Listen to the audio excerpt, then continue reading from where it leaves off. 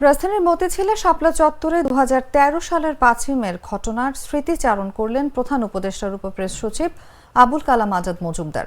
তিনি দাবি করেন 5ই মে কেন্দ্রিক 2 দিনের সহিংসতায় অন্তত 58 জন নিহত হন, যাদের মধ্যে নিরাপত্তা বাহিনীর 7 সদস্য ছিলেন। আজ শনিবার সামাজিক যোগাযোগ মাধ্যম ফেসবুকে দেয়া এক পোস্টে এমন দাবি করেন তিনি। ফেসবুক পোস্টে আবুল কালাম আজাদ মজুমদার লিখেছেন, যখনই হেফাজতে ইসলামের কোনো বড় ধরনের সমাবেশ দেখি তখনই মনে পড়ে মানবাধিকার সংস্থা হিউম্যান রাইটস ওয়াচের জন্য আমার করা শাপলা চত্বর গণহত্যার তদন্ত কাজের কথা।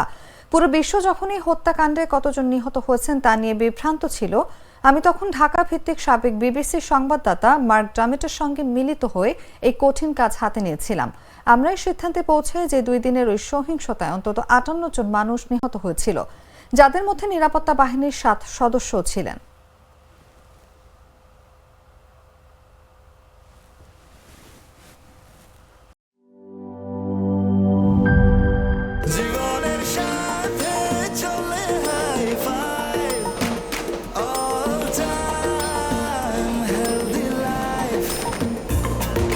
জার্নিতে স্বাস্থ্যকর all time family cake, all time healthy life.